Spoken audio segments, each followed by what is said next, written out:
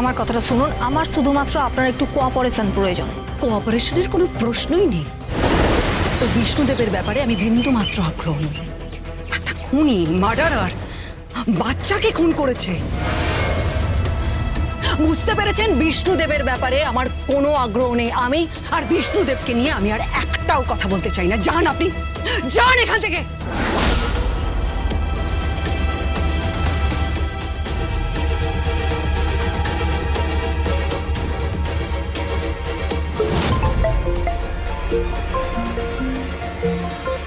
বলুন। ফলো করলাম স্বর্ণালী সেনকে।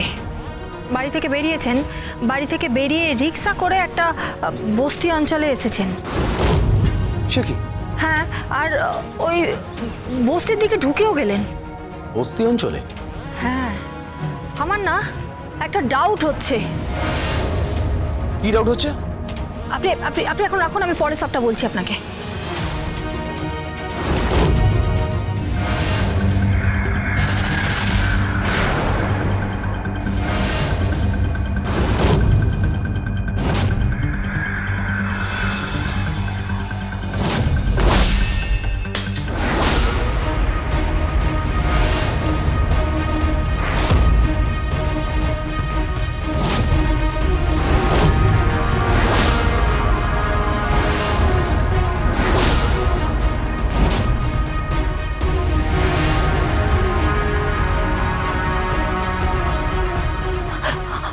আপনি? হ্যাঁ, আমি তোমাকে একা কোথাও ছাড়ব না, কোথাও না।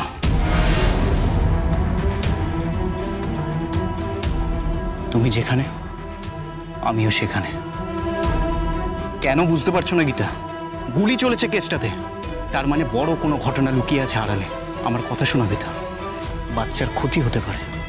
আমি তোমার স্বামী, বাচ্চার বাবা। আমার এইটুকু কথা রাখো, এর মধ্যে ইনভলভ হয়েও না Gita. Please Swastik Babu, please আপনি আমার এতটুকু কথা রাখুন প্লিজ। আমি নিশ্চিত আমি ঠিক দিকে এগোচ্ছি। এখান থেকে গুলি চলেছে। আমি আপনাকে বলছি, আমার মনে হচ্ছে একটা বড় সড় অপরাধ আড়াল করা হচ্ছে, আর সেই অপরাধকে আড়াল করে বিষ্ণুদেবকে ফাঁসানো হচ্ছে। বিষ্ণুদেব বিষ্ণুদেব বিষ্ণুদেব, ও তোমাকে ভালোবেসে ফেলেছে। তুমি বোঝার চেষ্টা করো, তুমি ওর থেকে দূরে থেকো গীতা। ওর মোটেও সুনাম নেই, কিন্তু ওর কিন্তু প্রচুর relation. Please Swastik Babu, please, আমি আমার বরকে ছেড়ে অন্য কারোর সাথে প্রেম করতে যাচ্ছি না।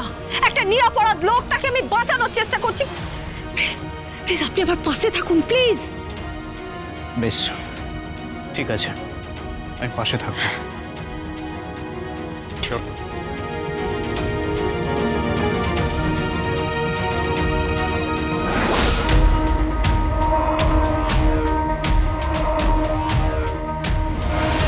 হ্যালো হ্যালো, আমি স্বর্ণালী বলছি। হ্যাঁ বলো। একজন অ্যাডভোকেট আমাকে বাড়ি থেকে ফলো করতে করতে। কি নাম? গীতা? হ্যাঁ, আমাকে বাড়ি থেকে ফলো করতে করতে বস্তি অব্দি এসেছিল। আর একটু হলেই না সবটা দিনের আলোর মতো পরিষ্কার হয়ে যেত। গীতা তোমাকেও ফলো করেছে? হ্যাঁ হ্যাঁ, অনেক প্রশ্ন করছিল। কি প্রশ্ন করেছে? আমি প্রশ্নের কোনো উত্তর দিইনি, অনেক প্রশ্ন করছিল। আর তারপরেই একটা ঘটনা ঘটে গেল। কি ঘটনা? এখানে গুলি চললো। গুলি তো চলবেই, কিন্তু গুলি চালানো ভুল হয়ে গেল। কেন? নিশ্চিত হয়ে গেল যে বিষ্ণুদেবের কেসটায় অনেক রহস্য লুকিয়ে আছে। আমিও ফেঁসে যেতে পারি, আর যদি আমি ফাঁসি না, সেটা আমি আপনার জন্যই ফাঁসবো। চুপ, একদম চুপ। অনেকগুলো টাকা নিয়েছো, হ্যাঁ? মুখটা বন্ধ রাখো, একদম মুখ বন্ধ। আমার সন্তানকে আমি ফিরে পেতে চাই। আমার সন্তানকে আমি আমার কাছে ফিরে পেতে চাই, বুঝতে পেরেছো? বিষ্ণুদেবের পানিশমেন্ট চাই, অ্যাট এনি কস্ট। বিষ্ণুদেবের পানিশমেন্ট চাই।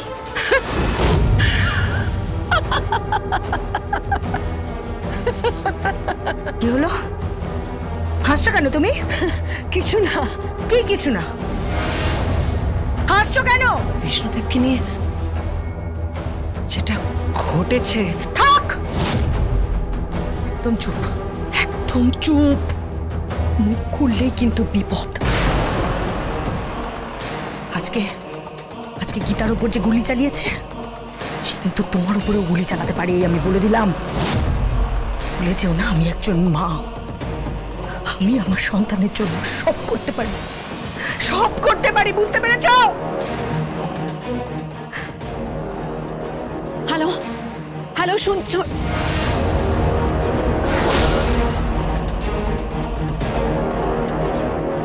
ওই গীতা মেয়েটা বিষ্ণুদেবের কেসটা কোর্টে নিয়ে যাচ্ছে।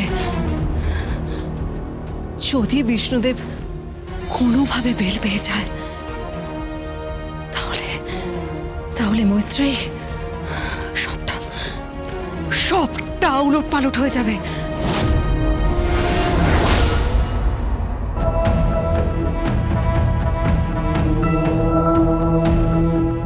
কোথায় গিয়েছিলে তুমি?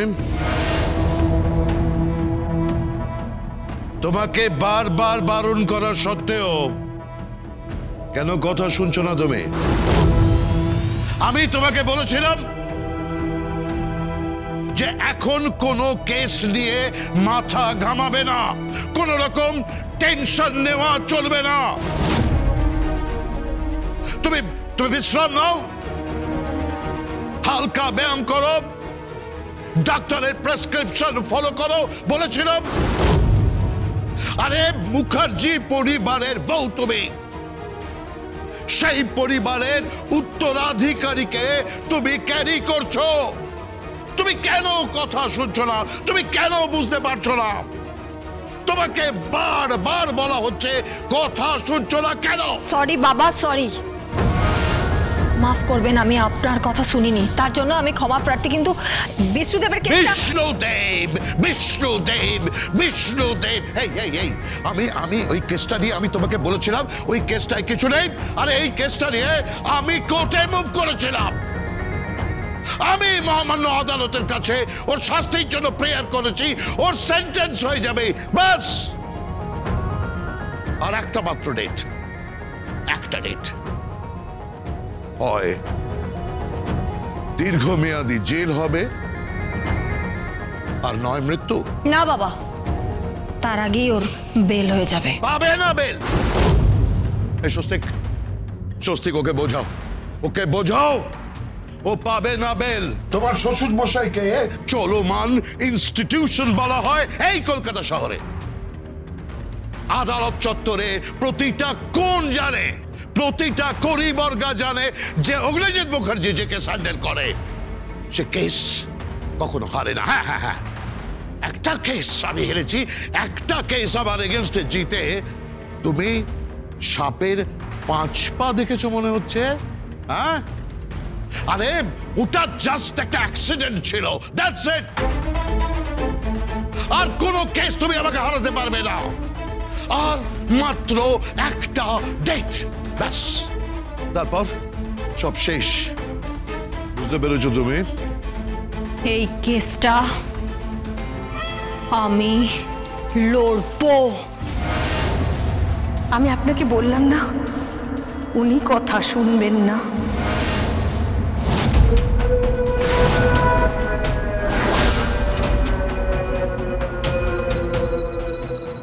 মৈত্রেয়ী, আপনি এখানে?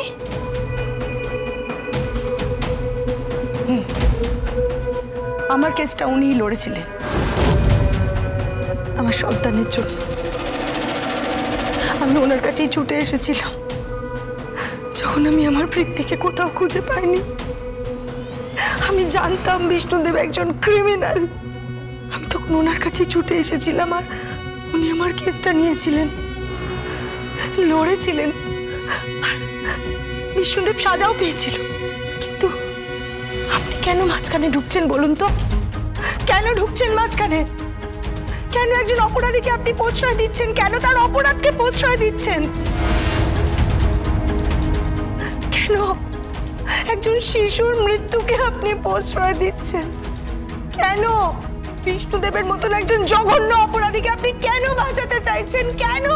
কারণ বিষ্ণুদেব নিরপরাধ।